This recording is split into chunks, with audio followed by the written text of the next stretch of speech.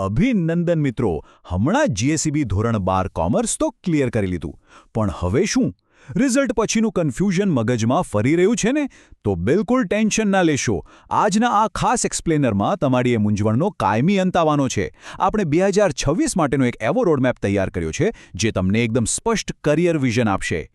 આજના આપણા એજન્ડા પર ફટાફટ નજર કરીએ. આપણે બીબીએ અને બીકોમની પસંદગી, એડમિશનની deadlines, entrance exams, private versus government jobs અને છેલ્લે આપણા ગુજરાતી સ્ટાર્ટઅપ સ્પિરિટ વિશે વાત કરીશું. આ બધી જ માહિતી તમારી કરિયરને યોગ્ય દિશા આપશે. તો ચાલો સૌથી પહેલા અને કદાચ સૌથી મોટા કન્ફ્યુઝનથી શરૂઆત કરીએ. બીબીએ વિરુદ્ધ બીકોમની પસંદગી. લોકો ઘણીવાર કહે છે કે આ બંને ડિગ્રીઓ સરખી જ તો છે. પણ ના, હકીકતમાં બંને તદ્દન અલગ છે. બીબીએ એટલે એકદમ મોડર્ન કોર્પોરેટ મેનેજમેન્ટ, લીડરશિપ અને માર્કેટિંગનો ક્રેઝ, જ્યારે બીકોમ એ આપણા પરંપરાગત કોમર્સ, એકાઉન્ટિંગ અને ફાઇનાન્સનો અત્યંત મજબૂત પાયો છે. હવે સૌથી ઇન્ટરેસ્ટિંગ વાત કરીએ, સેલરી. જો શરૂઆતમાં બીકોમ સ્નાતકોને 2 થી 4 લાખ અને બીબીએવાળાને લગભગ 3 થી 5 કે 6 લાખની આસપાસ શરૂઆતી પગાર મળી શકે છે. પણ અસલી ગેમ ચેન્જર શું છે ખબર છે? જો તમે આગળ જઈને સીએ કર્યું કે પછી કોઈ સારી કોલેજમાંથી એમબીએ કરી લીધું તો સીધો 12 થી 20 લાખનો જમ્પ. લિટરલી કમાણી ડબલ ટ્રિપલ થઈ શકે છે. પણ ત્યાં સુધી પહોંચવા માટે અત્યારે પહેલું સ્ટેપ શું લેવું? ચાલો જોઈએ 2026 માટે પ્રવેશની મહત્વપૂર્ણ તારીખો. જુઓ, આ તારીખો મિસ કરી તો બધું જ મિસ કર્યું સમજો. 7 મેથી રજિસ્ટ્રેશન શરૂ થઈ ગયું છે અને 28 મે જીસીએએસ પોર્ટલ પર નોંધણી માટેની લાસ્ટ ડેટ છે.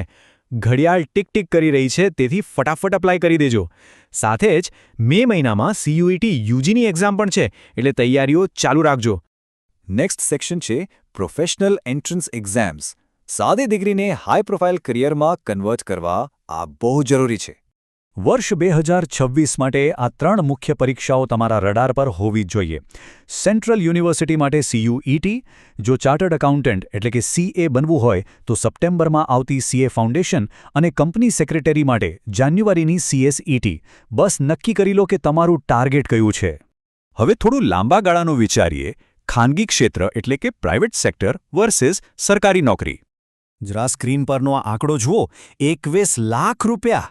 ખાનગી ક્ષેત્રમાં કેટલી મોટી તકો છે તેનો આ બેસ્ટ પુરાવો છે. ગુજરાતની પોતાની ગિફ્ટ સિટી, જીઆઈએફટી સિટી અને બિગ 4 જેવી કે ડિલોઇટ, ઈવાય કે કેપીએમજી જેવી કંપનીઓમાં આવું શાનદાર સરેરાશ પેકેજ ઓફર થઈ રહ્યું છે. ગ્રોથ અને સ્પીડ જોઈતી હોય તો આ ફિલ્ડ એકદમ પરફેક્ટ છે. પણ જો તમને એમ હોય કે ના, મારે તો પાવર, પ્રતિષ્ઠા અને લાઈફટાઈમ સ્ટેબિલિટી જોઈએ છે, તો ગવર્મેન્ટ જોબ શ્રેષ્ઠ છે. જીપીએસસીનું કેલેન્ડર જોઈ લો. 7મી જૂન 2026ના રોજ વહીવટી સેવા અને એકાઉન્ટ્સ ઓફિસરની પ્રિલિમ્સ છે. મહેનત કરો અને સીધા ઓફિસર બની જાઓ. અને હા, બેન્કિંગ સેક્ટરને કેમ ભૂલાય? આઈબીપીએસ કેલેન્ડર 2026 પણ આવી ગયું છે. પ્રિલિમ્સ, મેઇન્સ અને ઇન્ટરવ્યૂ ક્લિયર કરો એટલે બેંક ક્લાર્ક કે પીઓની ખુરશી તમારી. કોમર્સના સ્ટુડન્ટ્સ માટે દાયકાઓથી આ ઓપ્શન ઓલ ટાઈમ હિટ રહ્યો છે. હવે વાત કરીએ આપણા ગુજરાતીઓના લોહીમાં રહેલી વસ્તુની, ગુજરાતી સ્ટાર્ટઅપ સ્પિરિટ અને બિઝનેસ. આપણે ત્યાં નોકરી માંગવા કરતાં નોકરી આપનાર બનવા પર વધારે ફોકસ હોય છે, બરાબર ને? અત્યારે ગુજરાતમાં 16,000થી વધુ રજિસ્ટર્ડ સ્ટાર્ટઅપ્સ ધમધમી રહ્યા છે. આપણું આ બિઝનેસ ડીએનએ જ આપણને સૌથી અલગ પાડે છે. અને સૌથી મજાની વાત તો એ છે કે સરકાર પણ તમને ફૂલ સપોર્ટ કરી રહી છે. એસએસઆઈપી 2.0 અને આઈહબ પોલિસી હેઠળ સ્ટુડન્ટ્સના ઇનોવેટિવ આઈડિયાઝ માટે 10 લાખ રૂપિયા સુધીનું સીડ ફંડિંગ મળે છે. જસ્ટ ઇમેજિન, 10 લાખ રૂપિયાનો સપોર્ટ લિટરલી આખી ગેમ બદલાઈ શકે છે. તો આટલા બધા ઓપ્શન્સમાંથી ફાઇનલ ડિસિઝન લેવું કેવી રીતે? ચાલો, તેના માટે હું તમને એક મસ્ત ગોલ્સ ચેકલિસ્ટ આપું. આ ફોર્મ્યુલા એકદમ સિમ્પલ છે. જી એટલે ગ્રોથ. શું આ ફિલ્ડમાં ગ્રોથ છે? ઓ એટલે ઓપોર્ચ્યુનિટીઝ. ભવિષ્યમાં તકો મળશે? એ એટલે એપ્ટિટ્યૂડ. શું તમને આમાં ખરેખર રસ છે? એલ એટલે લોંગ ટર્મ વાયબિલિટી. લાંબા ગાળે આ ટકશે? અને એસ એટલે સેલેરી. આ 5 સવાલોના જવાબ શોધીનો તમારો રસ્તો આપોઆપ ક્લિયર થઈ જશે. હંમેશા યાદ રાખજો મિત્રો, તમારી આજની પસંદગી આવનારા 30 વર્ષનો પાયો છે. તો ફાઇનલી તમને કયો ઓપ્શન સૌથી વધુ એક્સાઇટ કરે છે? મોડર્ન બીબીએ, બીકોમની સાથે powerful CA, stable government job કે પછી તમારું પોતાનું શાનદાર સ્ટાર્ટઅપ? ફટાફટ નીચે કોમેન્ટ્સમાં તમારો જવાબ ડ્રોપ કરો. આજના આ એક્સપ્લેનરમાં જોડાવા બદલ ખૂબ ખૂબ આભાર. મળીએ છીએ નેક્સ્ટ ટાઈમ.